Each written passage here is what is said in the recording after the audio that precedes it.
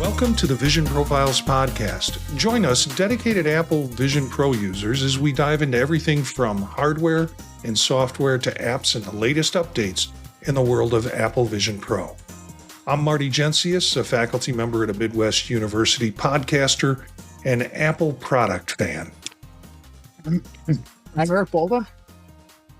Eric, are you just going to do a spit take? I drink coffee. I was reading through it. I'm looking at it. It's like, oh no, it's my line. My interest is in finding interesting ways to share content, currently photography of plants, birds, panoramic sequences, and I'm sure something else special in the future. And I am Dave Ginsburg. I am the host of In Touch with iOS podcast. I'm passionate about technology, especially Apple, and used it in a real world experience as a 27-year IT professional and iPhone subject matter expert. I learn things about the Vision Pro every day. And it's a night off for Daniel. You know, Eric, I'm going to leave that in. I'm not editing that out. That'll teach you. That'll teach you. Extra work. Public shaming. That's the power of the producer. Daniel's not with us tonight. He's got a night off. And you can follow us on the live YouTube stream at youtube.com/@symbol Vision Profiles on Monday nights at 9 p.m. Eastern Time, or catch the video later on YouTube or the audio on any of your podcast services. Okay, I've been still doing Vision Pro notes in the feed, so you will occasionally see those 5-10 minute things pop up 3 times a week, Monday morning to kind of promo a piece that we're going to do Monday night on the full show. And then again, Wednesday and Friday. And I think I kind of hit the jackpot today because late last night, I was checking the feeds and the article came out about Ming-Chi Kuo and his predictions of what headsets are going to happen. And even when I was recording it last night, I said, this thing's going to blow up. And I got up this morning to kind of check, the feed on any stories on Vision Pro. And it's in like multiple times it's being sent to the same place, different countries, every kind of little teeny website is picking it up and rewriting the story. And it gets more and more preposterous as it goes on. It turns surprised. It turns from, well, there's this guy with some rumors and he's based on, supply chain and he's made some claims before and some of them have turned out and some of them haven't turned out. But this is a big claim. And then it turns into a reality in these articles that come out 8 hours later. Now it's a sure thing, according to some of these folks. It's still a rumor. So I put a couple of articles in. One that was from 9to5Mac, which was a good source for the information. And, they talk about the 7 head mounted products that are going to come out. The roadmap starts in 2025. That first one being, apparently, according to the roadmap, it's going to be in the third quarter, and it's going to be a Vision Pro M5 version. And then you get further along the line, we are not going to see a Vision Pro Gen 2 until the second quarter of 2028. A Vision Air coming out in the third quarter of 2027. Ray-Ban's sunglasses that Mark Gurman has said is going to come out sometime it's going to come out sometime this year. So we're all getting Ray-Ban sunglasses or Apple band sunglasses for Christmas. Now, Ming-Chi Kuo says, no, we're not going to see them till the second quarter of 2027. Again, these are all predictions. They make different predictions from different sources and based on different things. Having a display accessory like Mac glasses, and they have some video showing what that would look like, which is pretty interesting in terms of a setup for it. They don't even know. He has no prediction on when those are going to come out. And then smart glasses type XR glasses, probably not until the second quarter of 2028. So it's an interesting list of predictions. Guys, did you spend much time with this? And what are your thoughts? I try to avoid Ming-Chi Ho. You shook my head every time. I mean, I could see possibly the the third quarter of an M5 version for Vision Pro. We're going almost 2 years now with the current Vision Pro model, so it is very possible. But I question that. But then, now that he's pushing out Vision Air as a potentially lower price one at the third quarter of 27, that's a long time from now. Yeah, that's the long game with that. Yeah. And then they said the second generation of the Vision Pro won't come out until the second half of 2028. It's 3 years from now.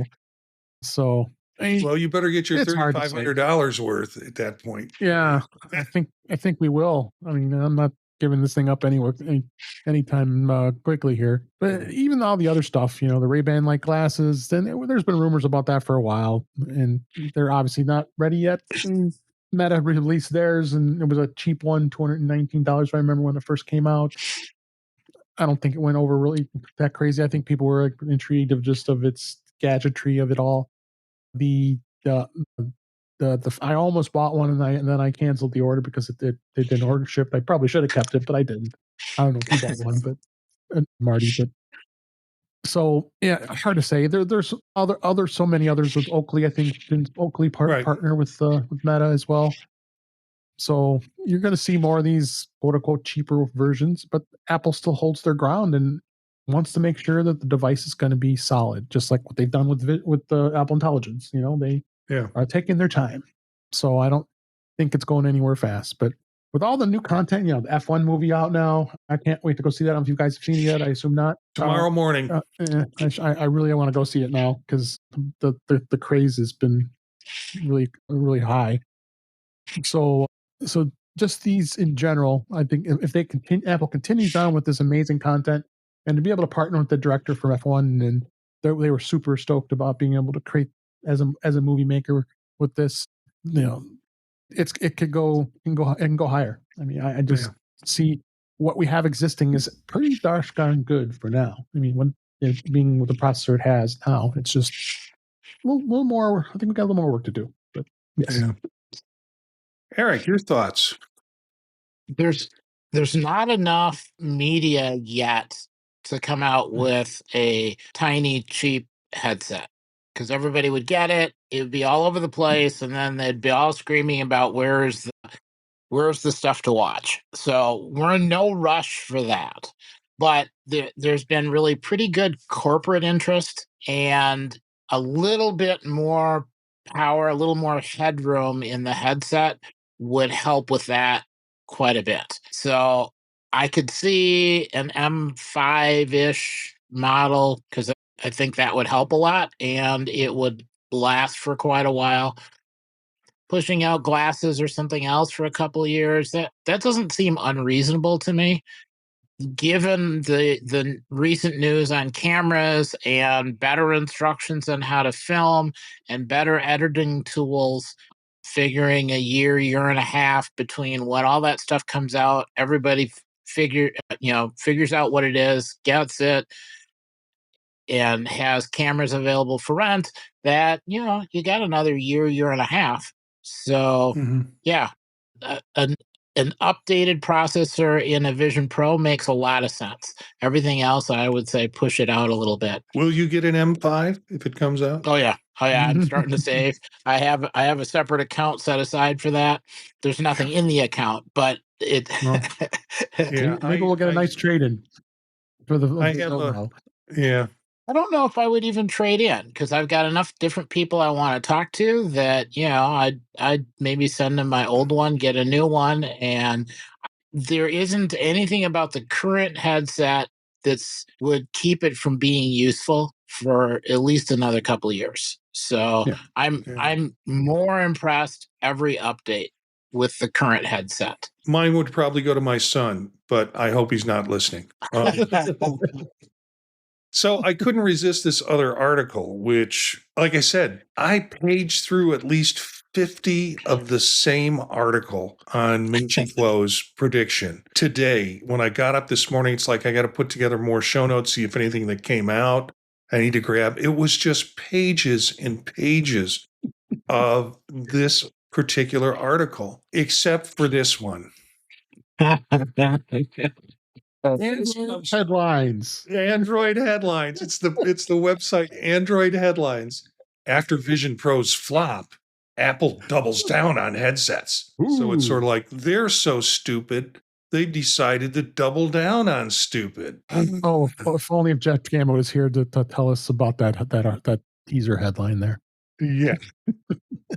Yeah, I almost feel guilty clicking on it because it is a pretty, and it's a short article. It's a teeny little article and doesn't really add any new content to it other than to say Samsung and Google are keen to step into that space with Project Moohan, powered by Google's Android XR platform. Yeah, okay. What are you going to do with it? I mean, tell me what the platform is. So yeah, I had to put that one in. You know, folks can catch the link to it, and you can catch the link to it, but please don't click on it. They don't need any help. Too late. Yeah. So speaking of Samsung, this almost made Pro Notes last night because then Ming Chi Kuo, gave me red meat to talk about the Pro Notes. And I thought we would talk a little bit about, and we had spoken about this, I think, on Dave's show, and I'm not sure we spoke about it on Chuck's show, but the idea that Samsung is coming out with a new headset that could beat Apple Vision Pro with a sharper 3,800 pixels per inch OLEDoS display, but a smaller field of view. And I have a couple of articles on here where they're praising Samsung's new Project Moohan, which we haven't seen yet. There has been a bunch of stories on a project that we haven't seen the final product of, nor have we gotten anything clear from the company other than this release with regard to getting these Sony screens, these tiny Sony screens. A little bit in the article talking about how, well, they wanted to buy more and Apple wanted to buy more, but they put the kibosh on Apple buying more, Sony that is. And they're not sure that they can supply Samsung with all that they'll need. Some interesting analysis on these articles in terms of, so it's 38, it's got a couple of more PPIs in it that, it's got 100 or more PPIs in it than the Apple screen. But it's smaller. So when it comes to actual using it doesn't necessarily mean more clarity. And there's some error where you get some clarity maybe in the center of the screen, but as you move out to the periphery, you lose the advantage of that clarity, especially with the smaller screen size. Guys, talk to me. It's Samsung. Let's just face it. It's just... Is that important to get 3,800 PPI OLED displays? I don't know. I mean, but the smaller field of view, I mean, my gosh, I mean, the field of view we already get on the Vision Pro is actually amazing in itself. I'd be curious to see what it looks like, but it's also running Android, so I don't know. I mean, yeah, what's the platform? What's the ecosystem? Yeah, we don't know yet because no one's been able to see it yet. It hasn't been out in the wild. I mean, admittedly, we're all biased because we're Apple fanboys. Let's face it. And Vision OS is a good operating system. We think it's improved quite a bit now in beta with 3.0. But are they going to redefine this? I don't know. I find it hard to believe. And Samsung's decisions on where to go with this technology has been questionable at best. And we don't know anything about the spatial aspect of it. Is it just really clear screens and you're still looking in you're looking at two-dimensional projection, or are you getting anything that's spatial out of this? Because we don't know about the cameras. We don't know if, what the rest of the system looks like. Right. Eric, your thoughts? I just think it's great that they're coming out with this because we can then finally have something to compare to. And I'm hoping it'll be like a $4,500 device, and then we'll have a nice comparison between the Apple headset and this headset, and everybody finally can get over themselves and then move on. Yeah, I think you're right with that. We've got, and there was even some discussion, I think, in the in the comments section of the article saying, first of all, this resolution is not necessarily good. Second of all, it's a fail because of the field of vision. If there's a smaller field of vision, that's been a complaint probably about 20% of the folks with Apple Vision Pro. So they've already lost on that ground if that's the case. And we don't know what the operating system is going to be like. We don't know what kind of support it's going to have. I mean, with an Apple ecosystem, at least you've got apps that are built around that particular system. Whereas, what we don't know. We just don't know how it's going to run on an Android system. I mean, realistically, if all it did was let you share a computer screen into the headset, it would probably still be worth it. Not Yeah. enjoyable, but still worth it. Yeah. Is it going to have the collaborative stuff that we can do now with Vision Pro? Is it going to be able to do? I mean, who knows? We got folks in the chat room. Welcome to the chat room. If you've got questions or comments, please join us. Or if you're currently listening to us live, you can find us at youtube.com/@visionprofiles and join the rest of the folks that are in the chat room with questions or comments that you would like. I don't know if there's much more to say about this headset. I've got 3 articles in that talking about Project Moohan, which is the Samsung headset, and their claims of more pixel density and whether that really means anything. Article that came out, it's Gadgets 360, not necessarily a hot place to go, but Apple Vision Pro development reportedly halted amidst poor sales. Cheaper headset set for 2025 launch. I don't know. Not according to Ming Chi Kuo.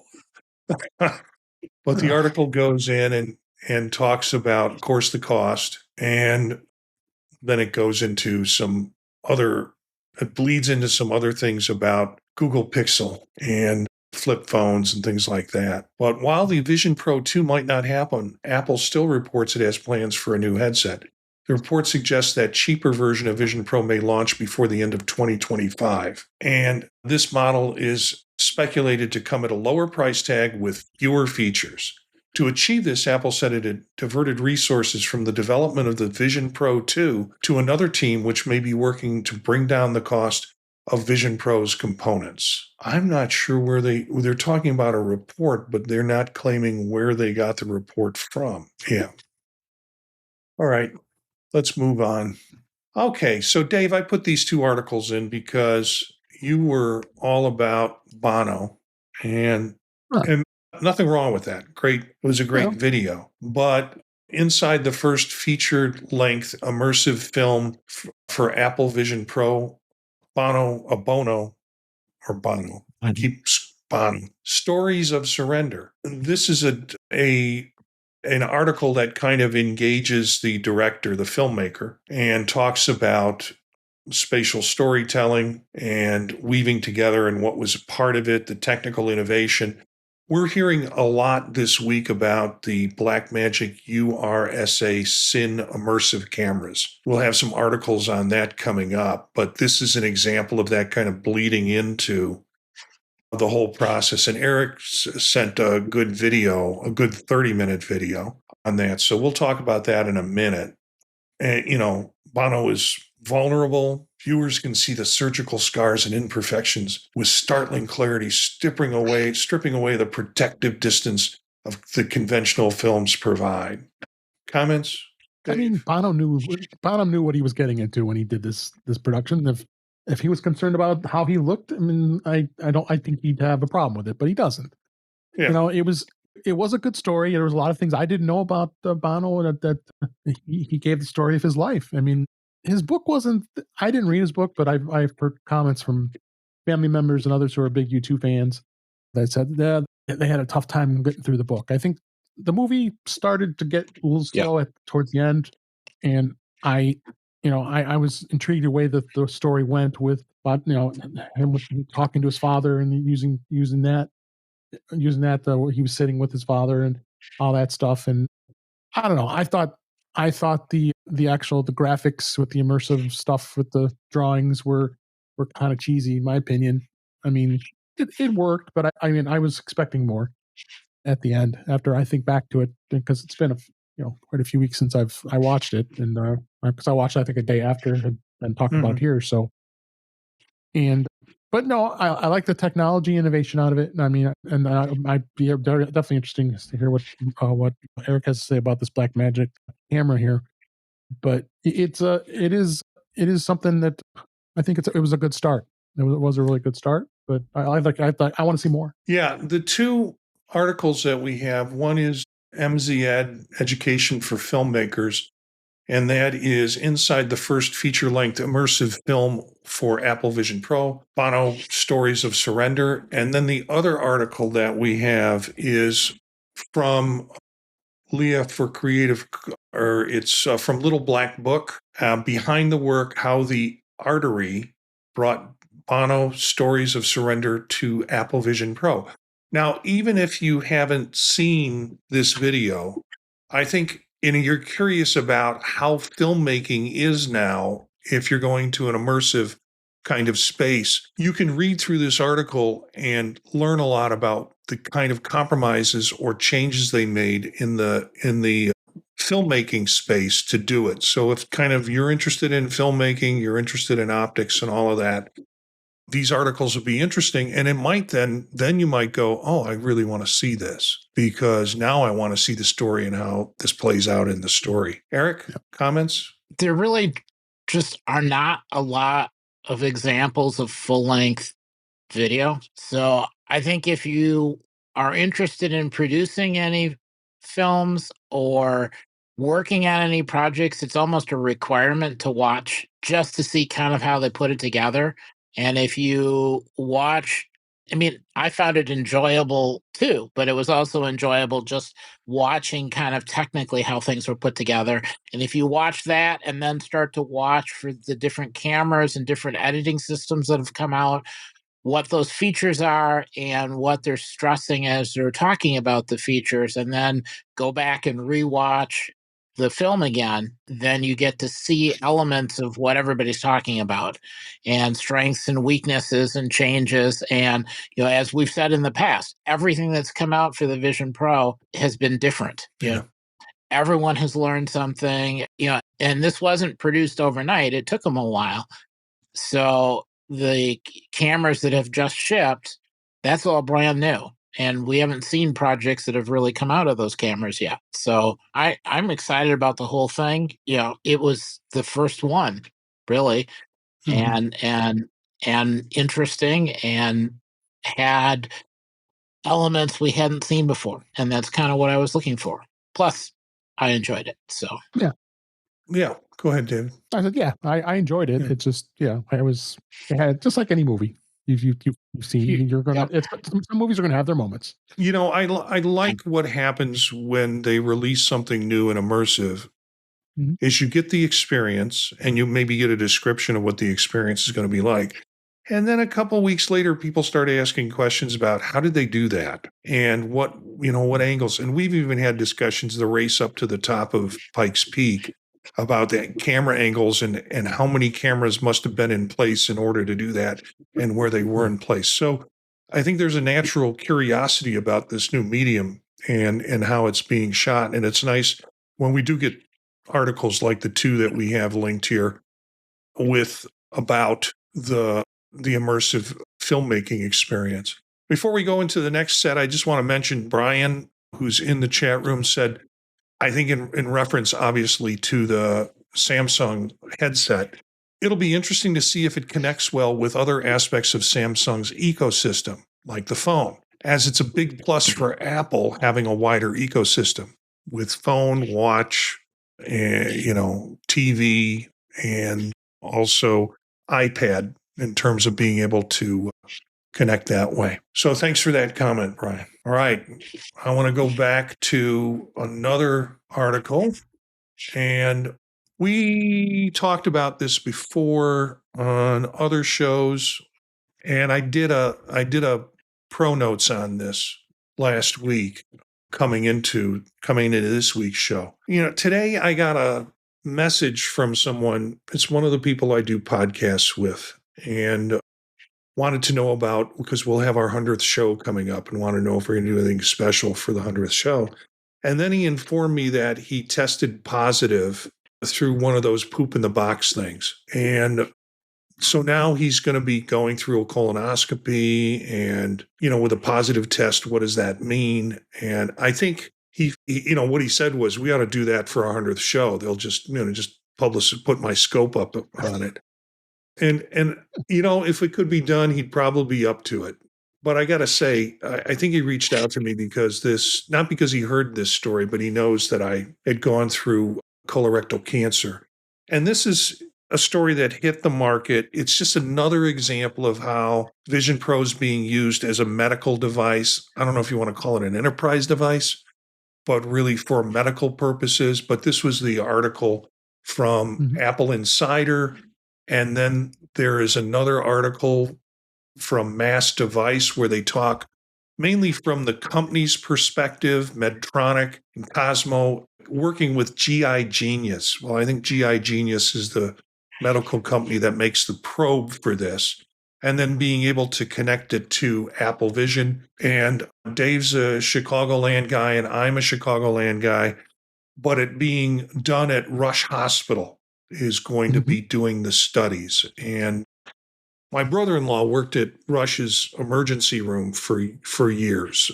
And so it's just good to see. It's good to see that folks are doing that. And you can read more in the articles, but I don't know, guys, do you have any comments?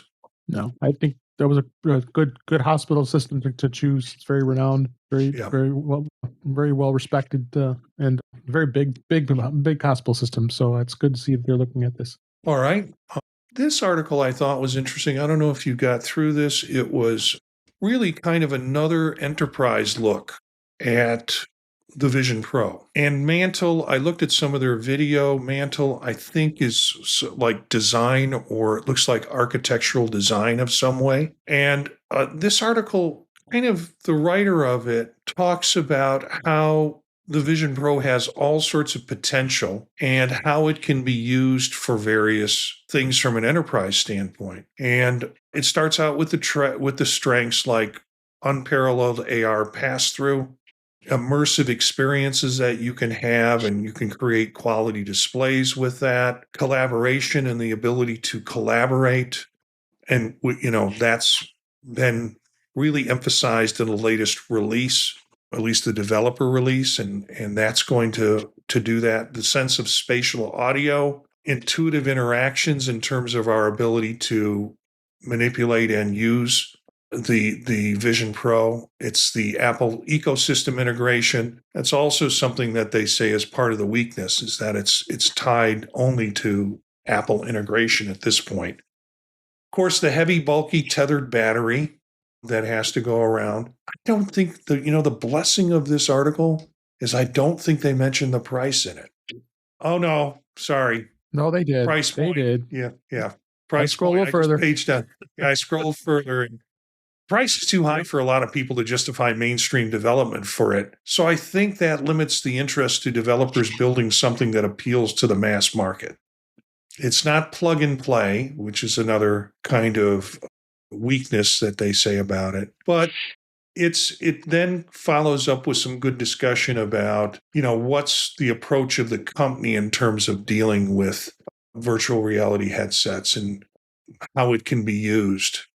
So yeah, just an interesting article. It is, again, titled The Vision Pro, How to Unlock Its Potential, a Tech Consultant's Perspective. For Mantle Company is apparently an experienced designer at Mantle who wrote this, Maurizio Lamana.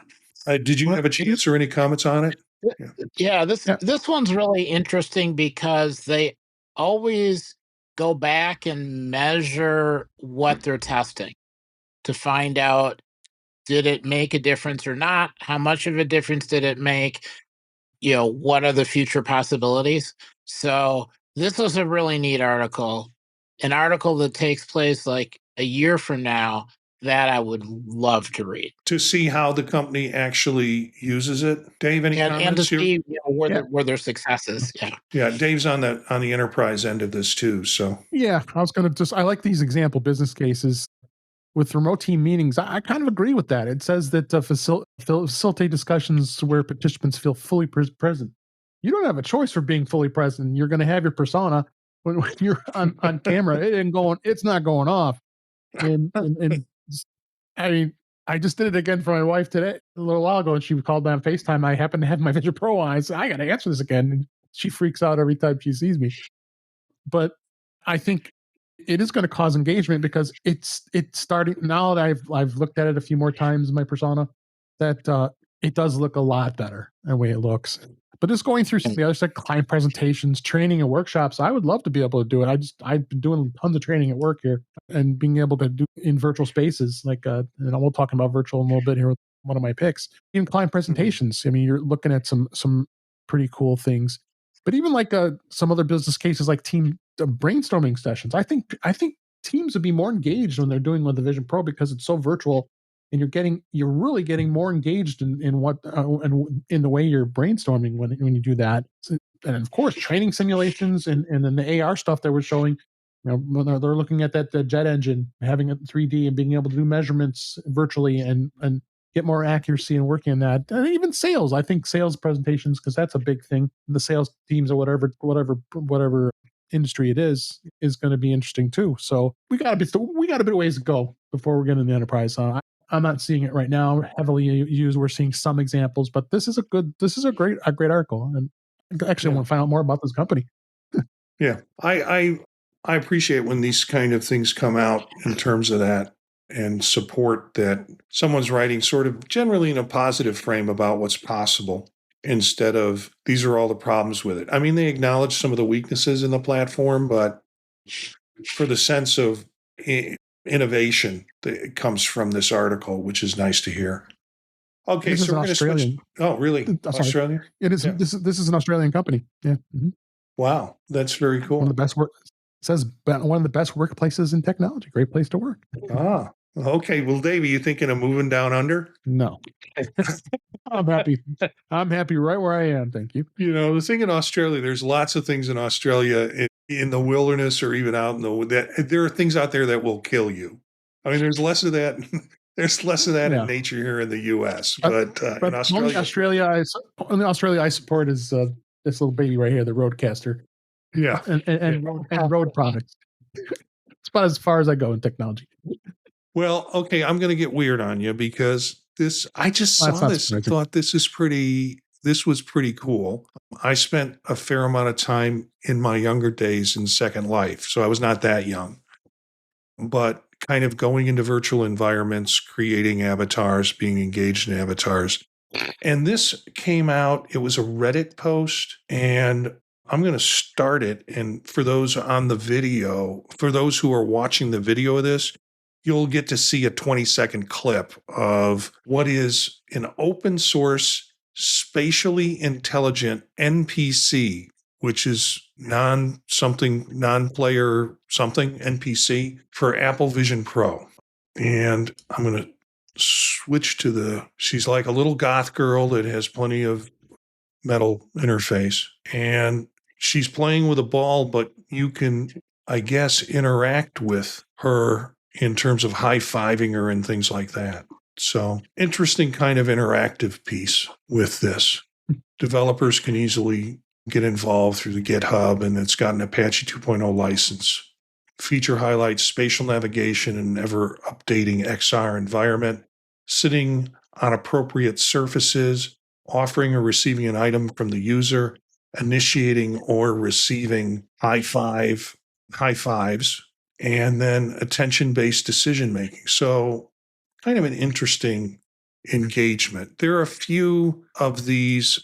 Chuck Joyner sent me an article that was in Wired that looked at avatars, and there are a few of these. Like there's that one, Nomi, I think it is, in Vision Pro for, a cheap $25 a month, you can have your little robotic friend that you can interact with. So this is starting to kind of creep into the Vision Pro space if you want to have your own little characters within that. So that was just something I thought was cool. Agree. All right. So this is the point where I got to kind of lean heavily on Eric, because the immersive video workflow and some examples, this video that you talked about made for Apple Vision Pro. And this comes from Filmmaker Education for Filmmakers again, which we talked about earlier with the Bono video that was done. So, Eric, can you kind of talk to me like a 5-year-old about this? Like I'm a 5-year-old. No, I don't want you to talk like a 5-year-old.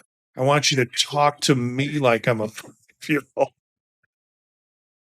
Cookie? Yes, please. Here's a cookie. Yeah, like diabetes of a cookie. Yeah. Well, if I can't eat it, at least somebody, Yeah. Okay, so the third option you have, that's the one I spent the most time watching. I just kind of scanned the other ones, and really, there's a whole set of videos now that do kind of background on how. Is that the third one? Well, this is the That's the this other is the one. third one. This is the direct link Okay. to the. So this one is just so they're describing the camera and they're describing the editing, and they kind of go back and forth, and then they kind of take a step back and they look at each component. How what are the lenses? How is the stuff recorded? How much space does it take? And then the whole concept of, and then if you add in an Apple Vision Pro, you can sit inside the production environment while you're doing the editing and moving. So it's using the Apple Virtual Desktop to look at the editor, but then after you build a scene, you can then transfer it using the video player software we talked about several weeks ago, and then watch the immersive video playing right off of the Mac, and then do another set of editing. It talks a tiny bit about audio. I think they have some follow-on videos that discuss that. But they also talk about, they show you the different kind of video that you can get into a Vision Pro and what the differences are. And then for the immersive video, how that's set up. And then they go and they look at, it's really two cameras and two videos that are being taken. And then the cameras are positioned so close to each other that each of the cameras can see the other camera. It's kind of like if you take and you sort of cross your eyes, you can see your nose kind of in between everything. You don't really notice it most of the time. So then they talk about how when you're editing the video, you can draw some little knockouts for where the camera lenses are so that that's not visible in the final product. But I had always wondered why all of these videos have kind of weird outlines if you look towards the edge of the screen. This explained it. They also talk about what parts of the image are the most in focus and have the highest resolution, and what parts of the images out near the edge not so much, and different ways that you could film it and record it, and what has been done in other systems, and why it's not done here, because every time you convert or process the video, you lose a little bit of detail. And so in this case, it's writing the video to a file and then transferring that video along with a bunch of metadata describing how it was filmed and what the resolution was and the rest of the data to the Vision Pro. And then the Vision Pro takes care of rendering it, putting it all together. But the explanation, like, they've done it, they understand it all. This stuff is not shipping yet. This editor is awesome, explaining how the different things work. If you're putting sequence together, you can preview it in the Apple Vision Pro, but if you're trying to preview it on a studio monitor, brightness levels are a little bit different. So they talk about different ways of setting up your editing system so that you can preview it on a studio monitor or preview it on the Vision Pro. what the brightness levels are, what some of the settings are, the new settings in the editing software that are designed specifically for the Apple Vision Pro. And it's a nice background. And then when you go back through and you watch some other videos, it explains a lot about why things are done the way they're done. So, and I have, this is the best out of all of the different examples I've seen. A lot of times pieces are talked about, but this kind of goes all the way through on all of the components. So Well, very entertaining. Eric, have you used DaVinci Resolve? Nope. Okay. Kind of want All to right. now, but this version isn't out yet. It's all Yeah, still beta. Yeah, they mentioned it's not out yet, and I wonder, we supposedly have an app that's going to be available on the Vision Pro by Adobe that will allow you to edit within the Vision Pro. DaVinci Resolve works on iPads and it works on Macs, and so maybe we're looking at a leap towards it also being available on Vision Pro. I don't know. I know a lot of people who use DaVinci Resolve and they love it. So, well, one of the things they talk about is when you're going and doing the editing and processing, how much time it actually takes to process some of these videos, and how the fastest computer Apple makes it still takes some time to do the processing. And you can do some scenes where you can play it and see it in near real time, but it's dropping frames to make it work so that the audio and everything all lines up. And they explain kind of how that works. And so I mean, I think for a lot of this, it's having really, really fast storage, and this is trying to do higher end editing, using the expensive camera and getting the best quality. They talk about camera movement. If you're doing immersive video, it's different from the traditional 2D video. They talk about mood and effects, and how in 2D video you might change the angle of the camera, drop it down low or from up high to kind of give hints about the characteristics of the character you're filming. But in immersive video, where it's matching up with your eyes, it looks weird to drop the camera down really low or super high because you're not usually lying on the floor up higher. So they were showing setting up a tripod so that it is at the height of somebody's eyes. I could see in the future people doing movies where they film things at child height, adult height, and maybe kind of in between, just to show perspective from somebody's point of view. That would be kind of interesting.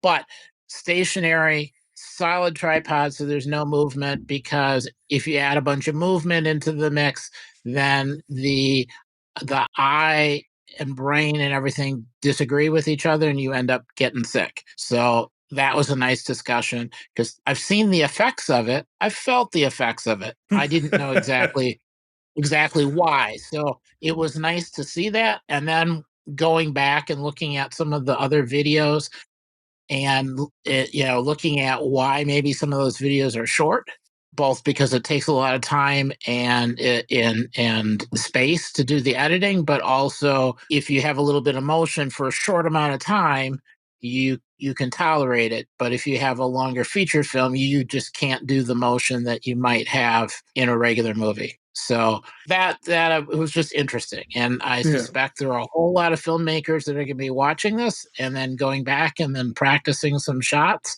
And the neat thing about all of this is this all kind of helps, even if you're doing your shots with an iPhone and editing it with Final Cut Pro or something else. It still all applies. The techniques that they talk about, the how to position your camera, there's a lot of basics that are nobody really knows because they haven't had a chance to get that experience, which is one reason why the Vision Pro is so useful right now. Because if we want a bunch of content from when cheaper devices come out, you got to build it and you have to be able to see it. and the Vision Pro is still the best way to experience it right now. Yeah, Eric, I got the sense from your description of this that you're not really excited about it. You know, not too soon, really. No, really, it's like none of this is out. I cannot get my hands on it, and even if I could, I'm not entirely sure that I can afford to rent it, but I want to.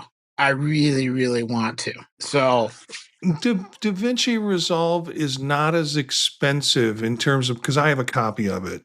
And so if this follows the same pattern in terms of cost, it's not going to be as expensive as Final Cut Pro. It's not going to be as expensive as Adobe Premiere in terms of standalone products. So it might be in your ballpark to play with it. yeah, Dave, but do you have anything? the camera's expensive. Oh, yeah. Yeah. Yeah. Dave, you got anything on this? Yeah, there it is right there. The camera's expensive. Yeah. I find it fascinating. I would have to take a look at it and play with it. I don't know if I would ever be able to play with it because it's just an incredibly expensive camera. But this is pretty interesting to see where this technology is going to go and be able to provide these kind of immersive videos. Almost looks like an old. I mean, you look at it; it's got. It looks like it's an old tape camcorder. I know it's not. It's just. Yeah. It is really big, but obviously resolution's insane. I mean, just the frame rates and the stereoscopic one eye to two eyes. Yeah.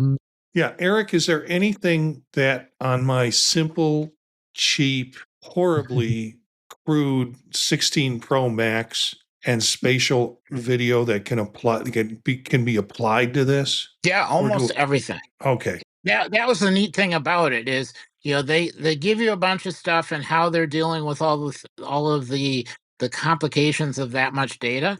But if you're doing it with an iPhone, you don't have all that much data. But the instructions of stick your phone on a tripod and don't move it all over the place, and what the height of the tripod should be, put it at the eye level of the person who's going to be watching it. That's not something anybody really thinks about. It's like, oh, well, it doesn't matter. You just put the camera wherever to get the feeling you want. Well, no, unless you spend all your life crawling around on the floor looking up, you don't want the camera that low. So the feeling you need to evoke in the viewer is done through different means, through sound, through music, through storytelling, as opposed to moving the angle of the camera. Yeah. And they talked a little bit about sound, but that was an extra complication. So with a phone, you can get a lot of it. They also talked a little bit about if you tried to use two cameras and mount them and film it and then attempt to match up those two things and put them all together and then somehow get all of the math right and then record all the metadata and transfer that. Incredibly complicated. So on this expensive camera, there's a bunch of things that are fixed that never change. I think the aperture doesn't change. There's a couple other things that don't change. If you have different brightnesses, it's just a null density filter that gets turned up or down. And because of that, the math is more consistent. So on an iPhone, it just does all of that and it writes all the metadata you need. So you can film a lot of stuff and have really good results, not quite to the same as the expensive camera because the resolution isn't quite the same. But if you're careful, you get a lot of the same effects. Mm-hmm. Well, I said, explain it to me like I'm a 5-year-old, and now I'm an 8-year-old. You've aged. You really got a lot out of that 30-minute video, I can tell.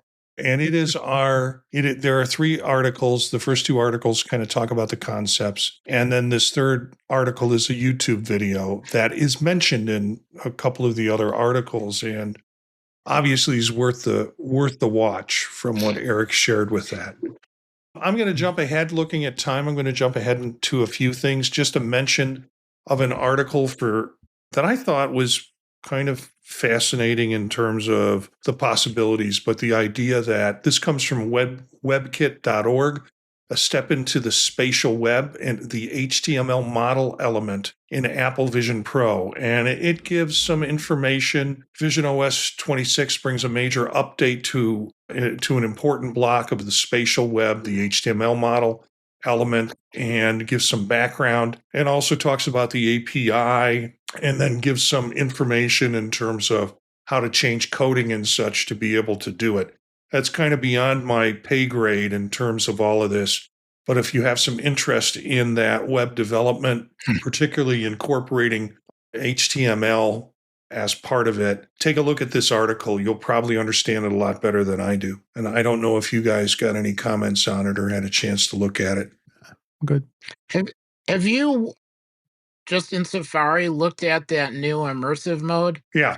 Have you tried that? Yeah, or it's gone pretty to cool. like a YouTube thing and then dropped into it? That's also kind of fun to try. Yeah.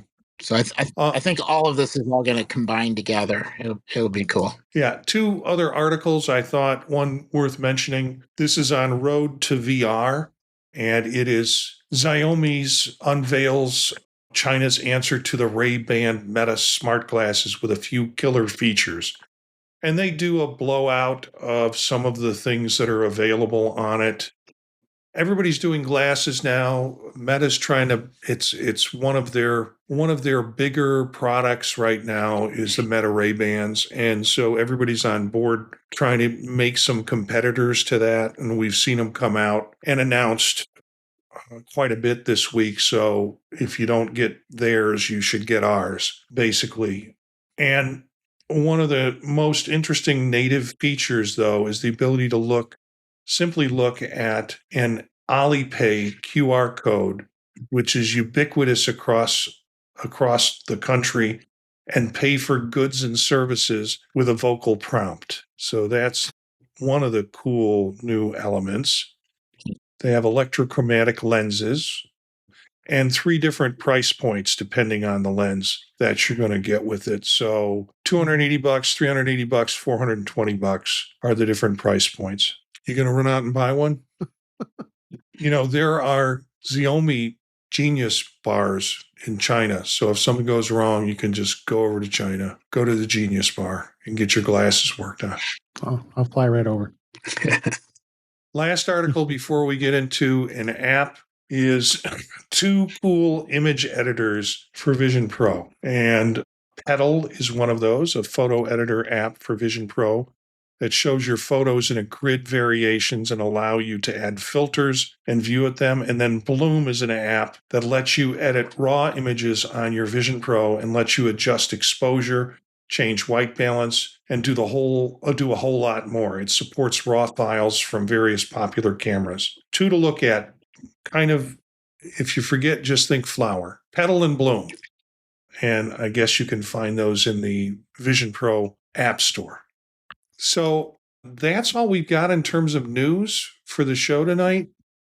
I want to remind you that you can check out all these links by going to either in the podcast version of this, just look at the show notes within the podcast, or you can also find them in the YouTube version of it. And a reminder that you can find our channel at youtube.com/@vision profiles, and you'll see the links to the videos there. Dave, you're up. You found the app that we're going to talk about this week. Or I guess you're going to talk about this week. And it's a question that people have had for a long time. And when you sent it to me and you said, "Hey, I'll put it in the notes," there was a sense I could hear a sense of excitement in your voice. So why don't you tell us about it now? It was. I've really loved this app for a while. It's called Bezel, made by a company called Non-Strip. It's out of the Netherlands and the EU, and they created this app about a few years ago. And it's progressed. It's at version 3 now, and it's one of my go-to favorite images as far as the app itself for sharing your iPhone and being able to record it. But I didn't even realize that they did this until just now this week. And this is their version of the app that you can show your iPhone inside the Apple Vision Pro. And the link that we're gonna have in the show notes is actually with the software developer. And basically, it's going to show a readable iPhone on your Vision Pro. So you'll be able to hold your phone up. You'll see it just enough. It dims it out so you can see. You can touch the iPhone in front of you, but it's going to be on your immersive screen on a Vision Pro and being able to interact with it very easily. This is the first time I've seen them be able to do this wirelessly, because the original version of Bezel, you have to use a USB-C cable to your computer to be able to project it and connect it to the app. Well, now what they've done is with the Vision Pro, there's an app that's $5. And then there's also an app that you'd have to download onto the iPhone, and it isn't really a used app. It's more so that when you open up the Vision Pro, it will sense that app is there, and then it connects to the iPhone, and then voila, you see it out in front of you. Very slick, very cool. And I was playing around a little bit last night, and the Bezel app has a built-in recorder, which is another great thing about what Bezel does, because usually you'd have to use a screen capture program. And of course, this motivated me because I'm going to talk about it next. I can't. So it's very sharp, it's not fuzzy at all. The tools are stunning. It does a 3-dimensional spin of the iPhone, fully wireless. Like I said, the iOS app is free, and you can do multiple devices. Think about that. If you want to be able to do an iPad and an iPhone, I haven't tried the iPad yet. And I don't know if it works with the iPad. It may only be iPhone right now. But if you had multiple iPhones, and I'm going to try it. I have my 16E and on 16 Pro Max, the 16Es on iOS 26, so the beta. So, but absolutely beautiful app, and these guys have knocked it out of the park with Bezel. I really love it.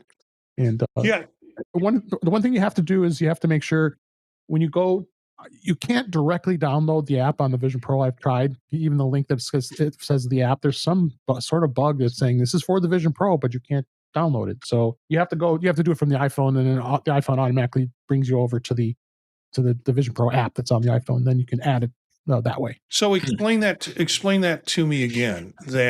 Sure. Because when I searched for it this afternoon, I saw Bezel, and then I looked at it was device. The devices were iPhone, iPad, I think Mac OS, but there was no Vision OS in it. And so then I searched for it and said Bezel for Vision OS, and I got the actual App Store link. So what I've got the App Store link doesn't. It's so weird. It doesn't work on the Vision Pro, even though it is the Vision Pro App Store link.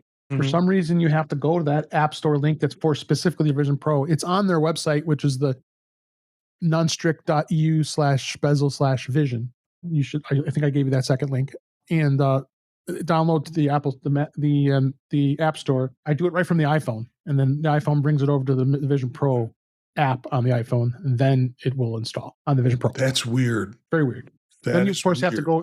They may be doing it because they're forcing you to also make sure that you download the iOS version of the app specific for the Vision Pro, because that iOS app will only work with the Vision Pro. It's not, for right now in any way, they haven't made that iOS app to be used only for the mere fact of being able to link it to the Vision Pro. Because right now it's still wired. Yeah. The iOS app is free. Is that right? It's absolutely free. Yes. And then the Vision Pro app itself was $5. Right. Yeah. So I'm surprised that they have that extra step in of making you download the iOS. I didn't see anybody talking about it on Reddit or anything like that.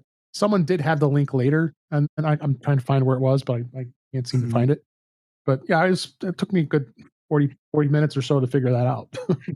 So does this mean I can manage my iPhone then while I have my Vision Pro headset on? Because I just, it's just there, and I can respond to a call or do whatever I need. You'll have your iPhone in front of you, and it's gonna bring the Vision Pro's view enough that you could see the phone, you can interact with it, but the view, because if you go to the site, it's got a video showing what it actually does. Yeah.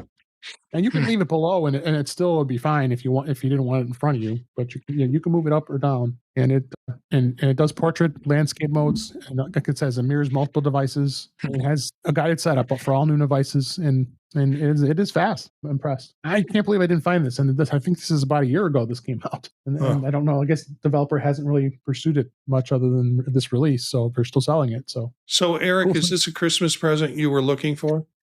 Yeah, I'll give it a try, because I've been doing on the device, I would mirror it to the Apple Vision Pro. Right. and it was close-ish, but this sounds like this might be a little bit more responsive. So It's just like it's like the phone is in your virtual world, literally. nice. Okay. Yeah, I already bought it. As soon as we are done here, then I will hop back in and take a peek. I say, if you got multiple iPhones, I didn't try the iPad yet. I'm curious now, but it may not. May not be bad. Yeah. And Brian mentions that it was a nice app recommendation, Dave. It looks useful. And I kind of want to try this because it just seems like it's going to be very cool to be able to do. So, okay, so let's wrap for tonight. Is there anything else y'all want to add? We're all going to be together 11 days. In a tease, I'll be talking about this at MacStock. And I'll be at MacStock as soon as I finish working on my talks. My son is going to be presenting with me, and I'm taking him to the airport on Wednesday, and have you worked on the talks, Dad? I'm like, no. And he's going out.